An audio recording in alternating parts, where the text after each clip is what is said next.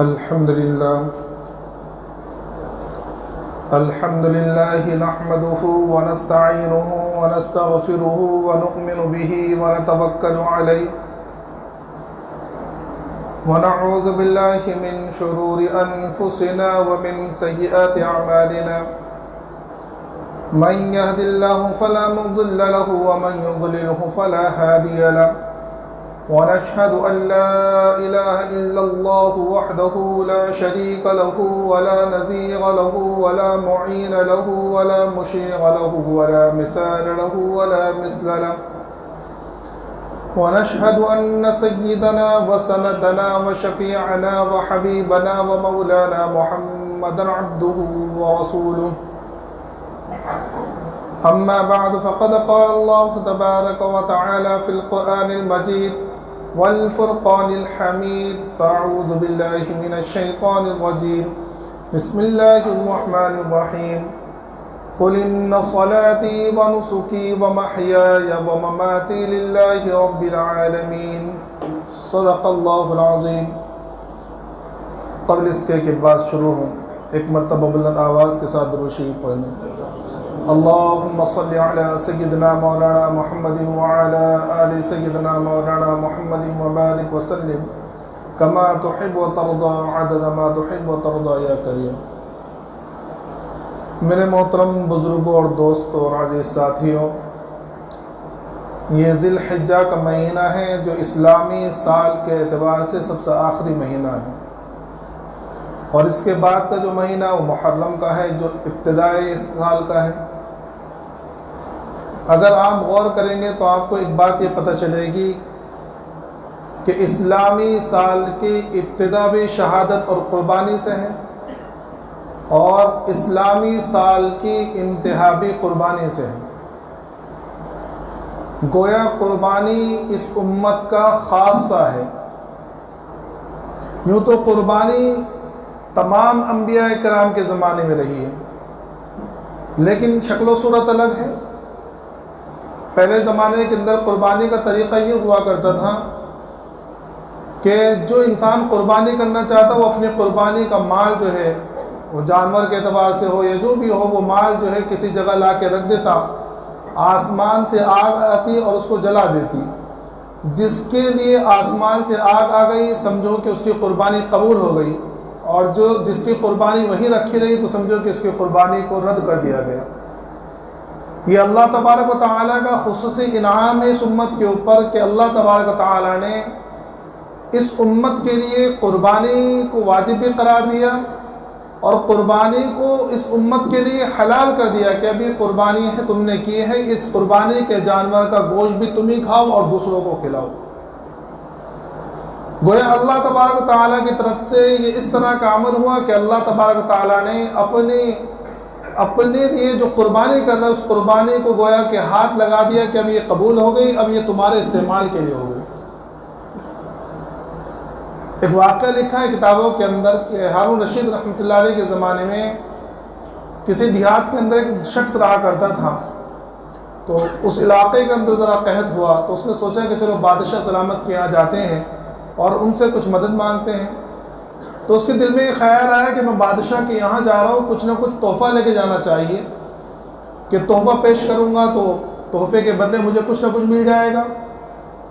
اب چونکہ غریب تھا، لوگ ہوا کرتے ہیں، تو آپس میں میاں بیوی نے مشورہ کیا، تو بیوی نے مشورہ دیا کہ دیکھو بادشاہ سلامت تو شہر میں رہتے ہیں، پتہ نہیں ان کو کیسا پانی میسر آتا ہوگا، ایک کام کرو کہ ہمارا جو کنواں ہے ہمارے گھر کے آنگن میں، اس کنویں کا پانی بڑا میٹھا ہے، تو تم جو ہے اس کنویں کا پانی جو ہے لے کر جاؤ بادشاہ سلامت کے لیے۔ شوہر بھی خوش ہو گیا، آدمی خوش ہو گیا کہ ہاں بھائی یہ بڑی اچھی رائے ہے۔ اس نے ایک مٹکے کے اندر جو ہے پانی لیا، اور تو یہ سوچ کر کہ بھئی اس کے اندر کوئی مٹی وٹی نہ گھس جائے، اس مٹی کا گڑھے کو جو ہے مٹکے کو اچھی طریقے سے پیک کر دیا، مٹی وٹی لگا کر اور لے کر چل دیا۔ اب چونکہ سفر لمبا تھا، کئی دنوں کے بعد وہاں پہنچا، اب پیدل سفر کر رہا ہے، اس میں مٹی بھی لگ رہی ہے، دھوپ بھی لگ رہی ہے۔ جب وہ وہاں پہنچا تو پانی کا برا حال، بادشاہ سلامت کے سامنے پہنچا، بادشاہ نے کہا کہ بھئی کیا بات ہے؟ بادشاہ کے صاحب نے اپنی پوری عرضی پیش کی کہ میں ذرا تنگی میں ہوں، حالات ایسے ہیں اور میں آپ سے امداد کے لیے آیا ہوں اور میں آپ کے لیے تحفہ لے کر آیا ہوں۔ تو ہارون رشید رحمۃ اللہ نے کہا کہ بھئی کیا تحفہ لایا؟ تو بھئی جو دیہاتی تھا اس نے جو ہے بڑے خوشی خوشی وہ مٹکا جو ہے بادشاہ سلامت کے سامنے دربار میں رکھا. اس کو جب کھولا ہے تو پانی بالکل سڑ چکا تھا, اس سے جو بدبو آئی ہے پورا دربار جو ہے متعفن ہو گیا. لیکن بادشاہ نے جو ہے اس کا اکرام کیا اور کہا کہ ارے بڑے اچھے تحفہ لے کر آئے ہو تم, اور اتنا بہترین پانی لے کر آئے ہو. اور اپنے خزانچی سے کہا کہ بھئی یہ تحفہ لے کے جاؤ اور اس مٹکے کے برابر جو ہے اس کو اشرفیہ جو ہے بھر کر دے دو. اور اپنے بعد میں اپنے خزانچی سے کہا کہ جب یہ واپس جانے لگے تو اسے جو ہے, چونکہ ہارون رشید رحمۃ اللہ علیہ جو ہے بغداد میں رہا کرتے تھے, اس وقت اسلامی مملکت کا جو دارالحکومت تھا وہ بغداد کا علاقہ تھا, تو وہاں دریائے دجلہ بہتی ہے, اس کا پانی بڑا صاف. تو بادشاہ سلامت نے کہا کہ جب اس کو تم واپس چھوڑنے کے لیے لے کے جاؤ تو اس کو دریائے دجلہ کی طرف سے لے کے جانا. تو اس نے کہا کہ ٹھیک ہے. اب جب واپس اس کے انعام وغیرہ دے دیا تو اس کو جو ہے دریائے دجلہ کی طرف سے جب لے کے جانے لگے اور اس دیہاتی نے دیکھا کہ اتنا شاندار دریا اور اس کا پانی اتنا بہترین, تو اس کو یہ بات سمجھ میں آئی کہ میرا جو تحفہ دیا ہوا تھا, جو میں نے تحفہ لا کے دیا, یہ تو بڑا ہی خراب تھا.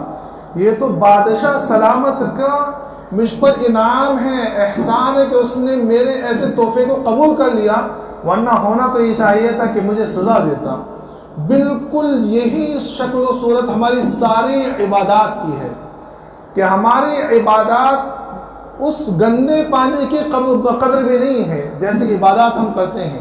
وہ نماز ہو, وہ زکوٰۃ ہو, وہ قربانی ہو, ساری چیزیں ہماری کہیں دکھلاوا آ جاتا ہے, کہیں ہم بے دلی کے ساتھ کرتے ہیں, کہیں مال صحیح نہیں ہے, بہت ساری شکل و صورت ہوتی ہے. نماز پڑھنے تو نماز میں دل نہیں لگا ہوا ہے, دھیان ادھر ادھر بھٹک رہا ہے, اور نماز بس تو چل میں آیا, جلدی نماز پڑھی اور چلے گئے. زکوٰۃ جو ہے بے دلی سے دی جا رہی ہے. یہ سارے عبادات کا معاملہ ایسا ہے, اور یہ اللہ کی طرف سے ہمارے پر انعام ہے کہ اللہ تبارک و تعالیٰ ایسی عبادات ہماری قبول فرما کر ہمیں رزق عطا فرما رہے ہیں. اور قربانی کے تعلق سے یہ کہ اللہ تبارک تعالیٰ کی طرف سے ارشاد ہوا کہ بھائی یہ تمہارا نذرانہ ہمارے لیے قبول ہے, اب یہ قربانی تم ہی کھاؤ, دوسروں کو کھلاؤ.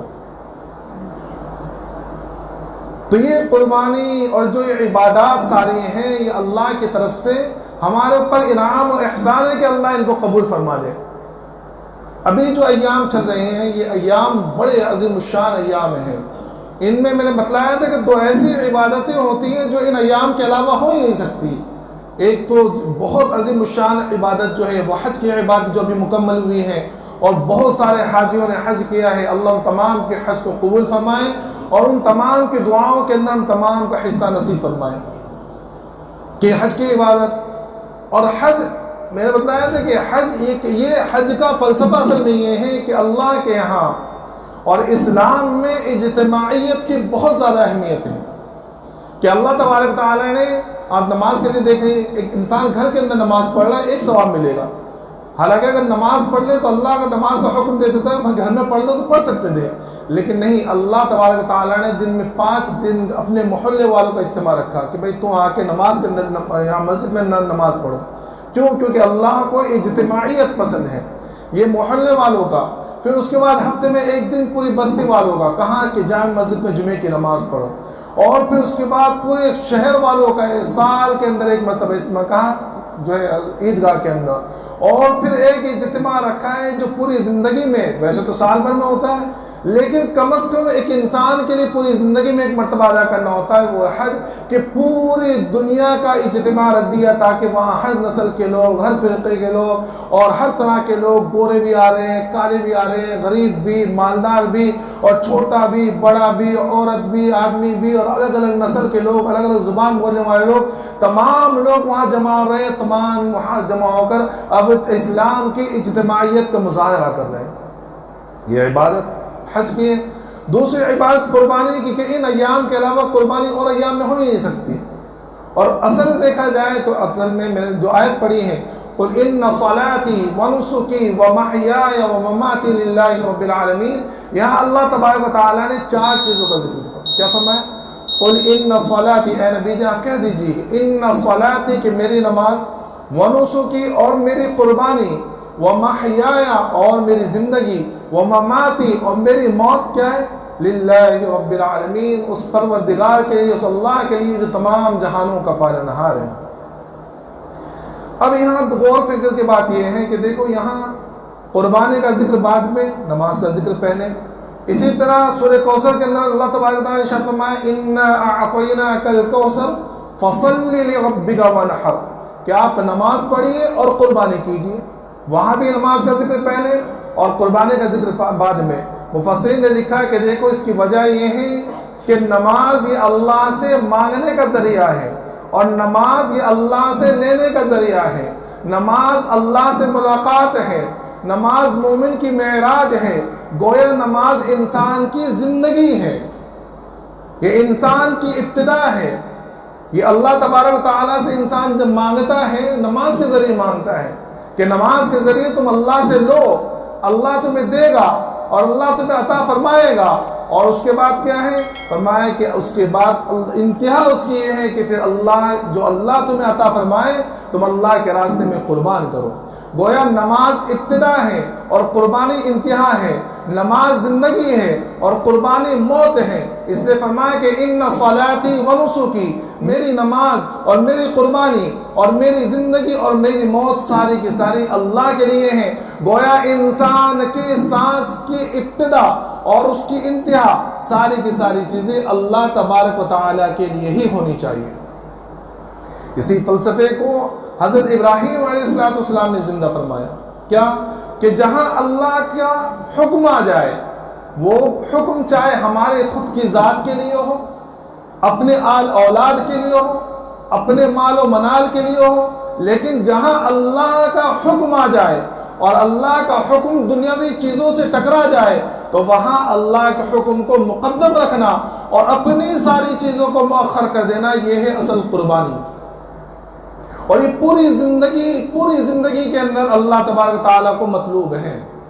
हम ये ना सोचे कि हम कुर्बानी कर रहे, जानवर को कुर्बानी कर दी और उसको कुर्बानी करके खून बहा दिया और फिर उसके बाद ज़िंदगी हम अपनी मर्ज़ी के साथ गुजारें।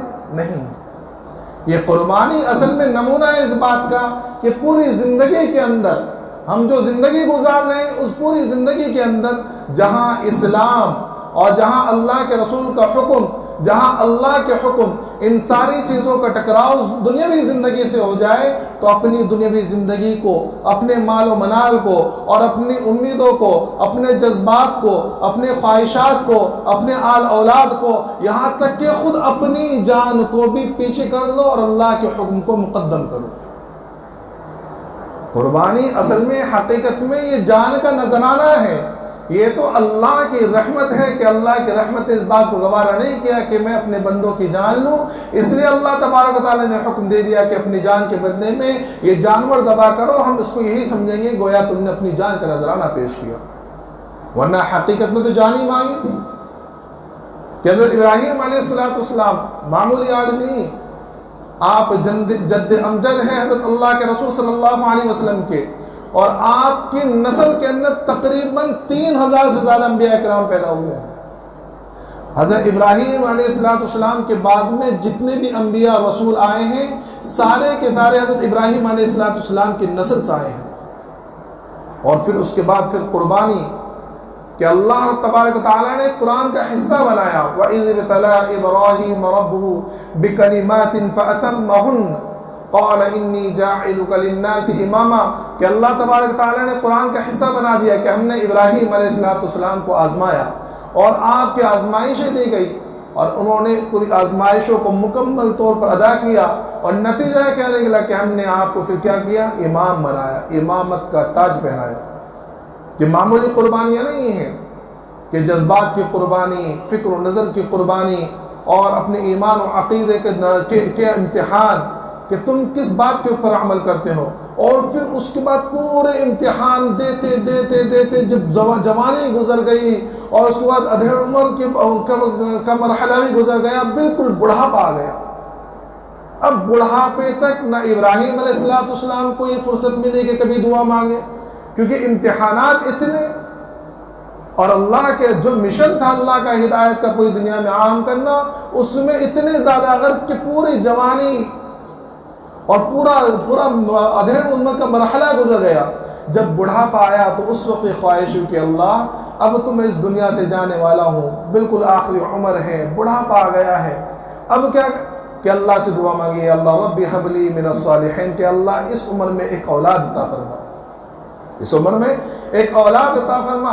اور پہلے ہی دعا مانگے کہ اللہ اولاد بھی ناخلف نہ ہو, نافرمان نہ ہو, اولاد بھی کیسی, رب حب لی من الصالحین, کہ اللہ نیک اولاد عطا فرما.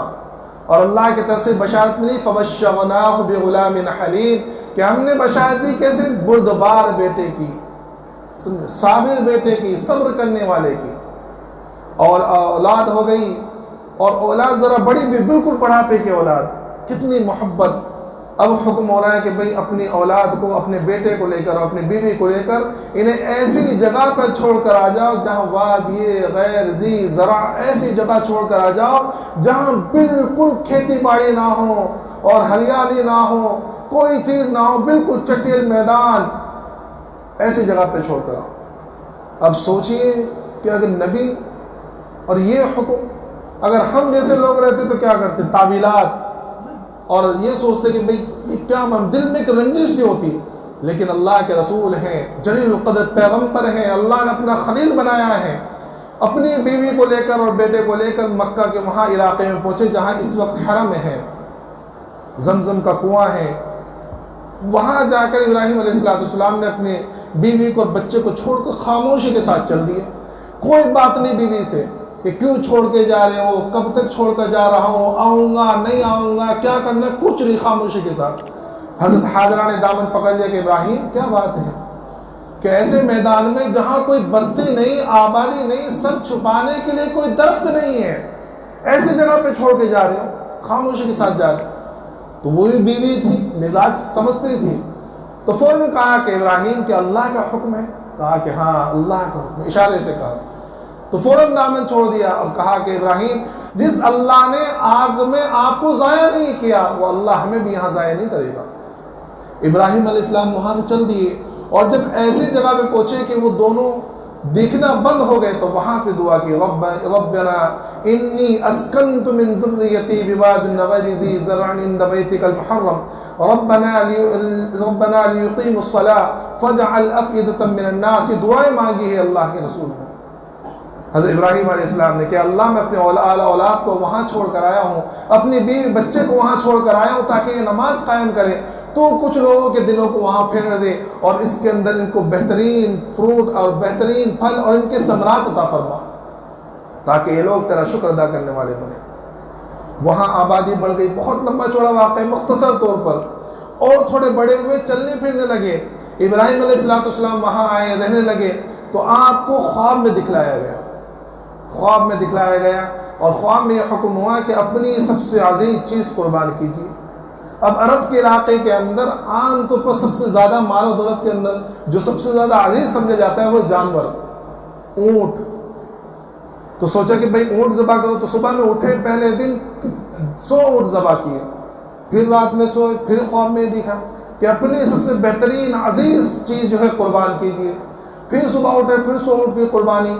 جب تیسرے دن یہ خواب دیکھا تو سمجھ گئے کہ بھئی کچھ اور معاملہ ہے.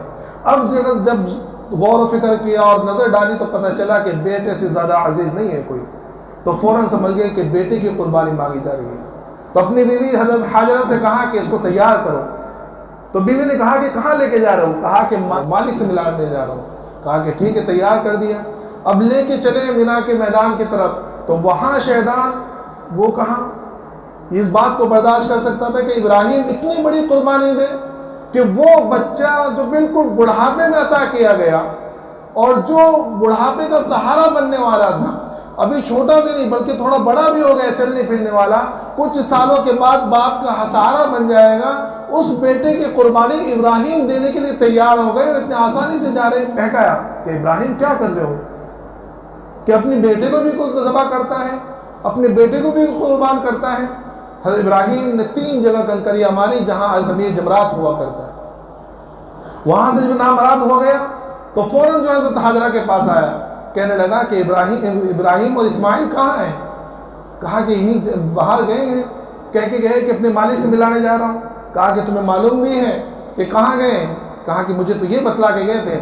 تو شیطان نے کہا کہ تمہیں معلوم ہے کہ ابراہیم اسماعیل کو ذبح کرنے کے لیے جا رہے ہیں؟ اب شیطان نے سوچا کہ بھئی یہ تو بھی عورت ہیں، فوراً معاویلہ کرے گی، ابراہیم علیہ السلام کو روکنے کے لیے دوڑے گی۔ تو فوراً حضرت حاجرہ نے کہا ابراہیم پیغمبر ہیں، عقل مند ہیں، اپنے بچے کو ذبح نہیں کریں گے، اور اگر ذبح کریں گے تو اللہ کا حکم ہوگا، اور اگر اللہ کا حکم ہوگا تو مجھے اس بات کا افسوس ہے کہ ابراہیم نے میرے اوپر بھروسہ نہیں کیا۔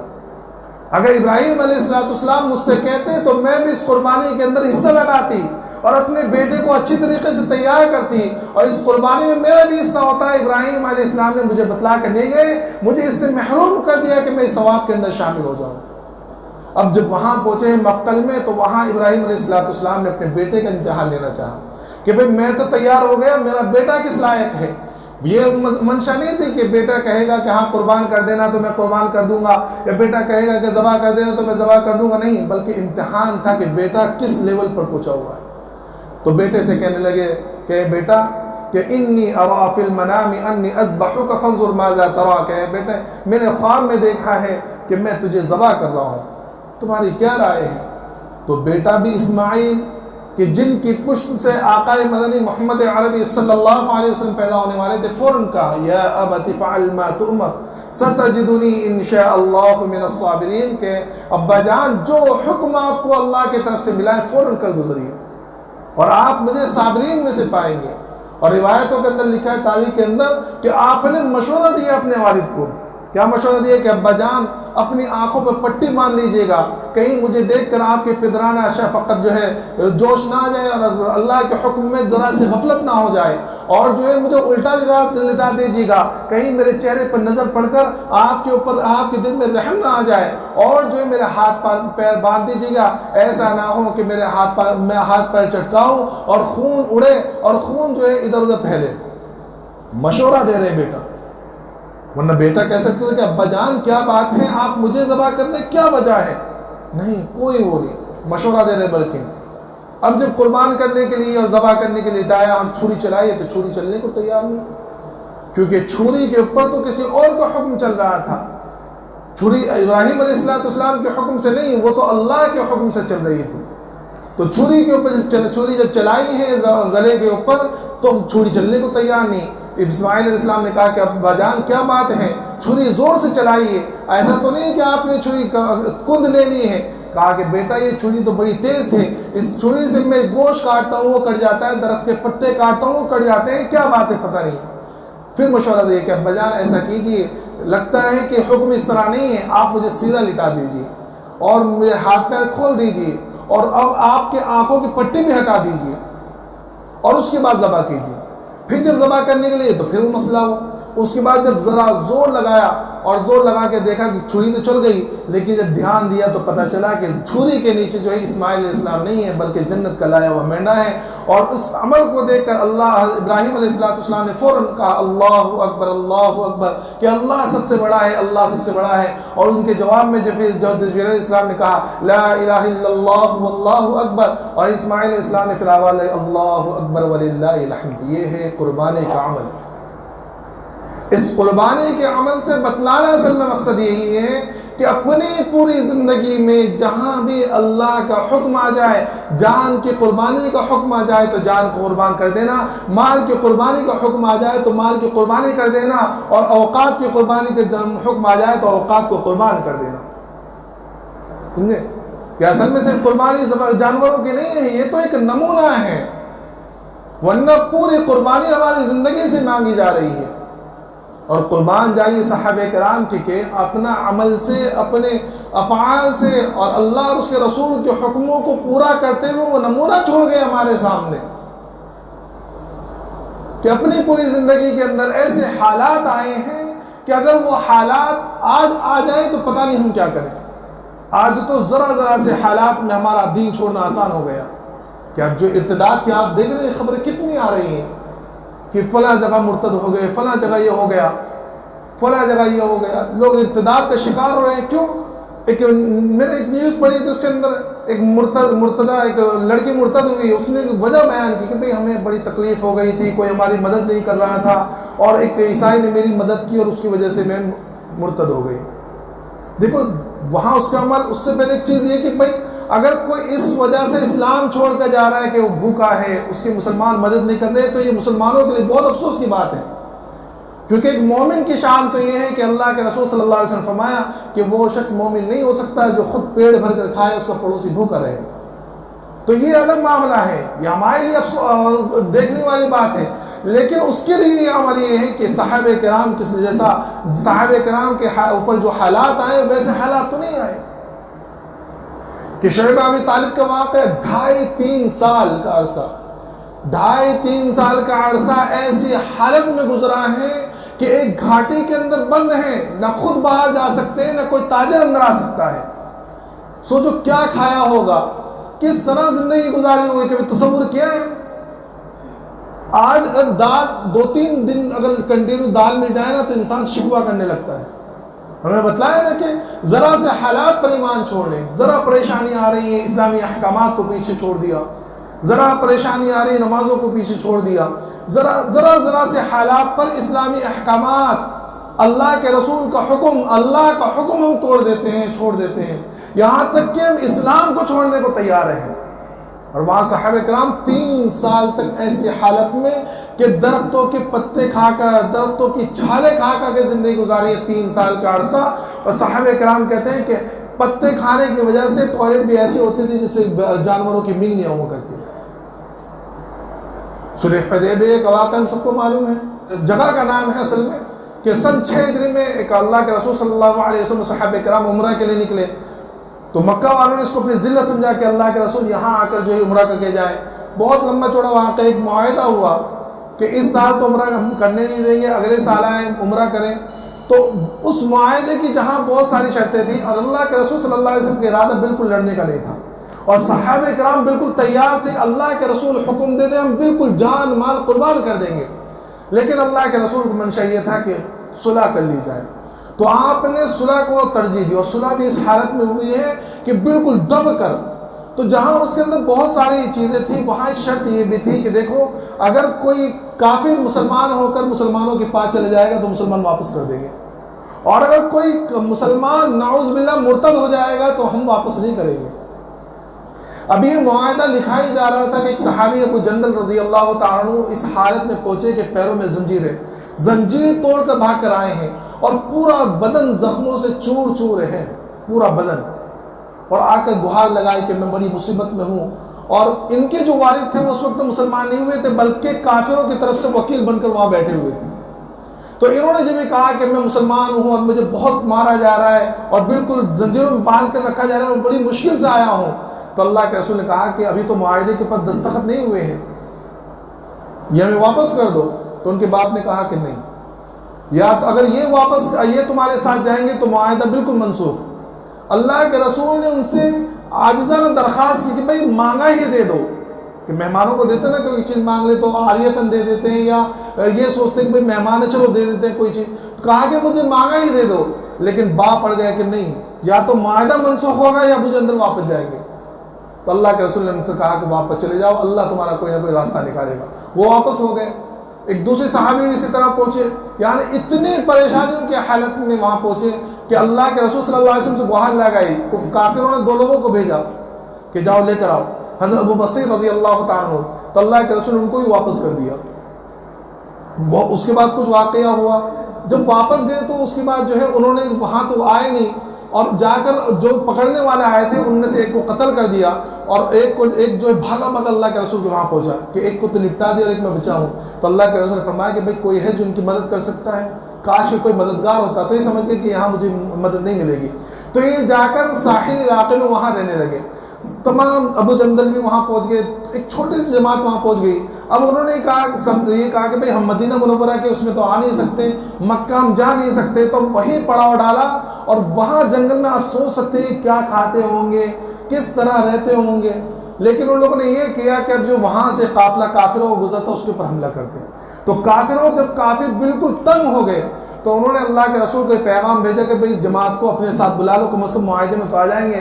تو روایتوں کے اندر لکھا ہے کہ اللہ کے رسول کا جب فرمان ان کو اپنے پاس بلانے کا پہنچا تو حضرت ابو بصیر رضی اللہ عنہ بالکل آخری سٹیج پہ تھے، نزع کی حالت میں، اللہ کے رسول کا فرمان ہاتھ میں تھا اور اسی حالت میں جان دے دی کہ پوری زندگی پریشانیوں میں گزار دی، حالاتوں کے اندر گزار دی، لیکن ایمان سے منہ نہیں موڑا، اللہ کے احکامات سے منہ نہیں موڑا۔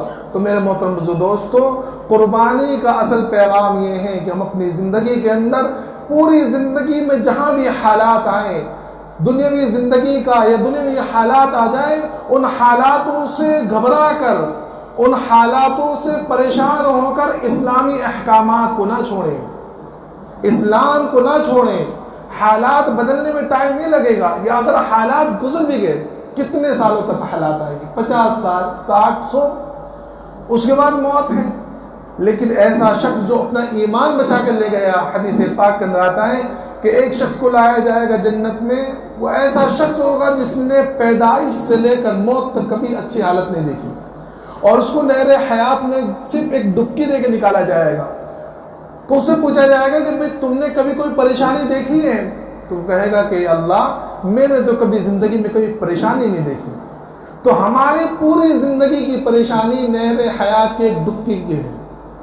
تو اپنی زندگیوں کے اندر اللہ کے رسول اور اس کے اللہ کے حکموں کو سامنے رکھیں، اور قربانی جو دیں وہ جو غیروں کا طریقہ ہے، اسلامی احکامات کے خلاف جو ان کی قربانیاں دیں۔ اللہ تبارک و تعالیٰ تمام کو صحیح طریقے سے اسلام پر عمل کرنے کی توفیق عطا فرمائے۔ جو حضرات قربانی کرنے والے ہیں ان کی قربانیوں کو قبول فرمائے۔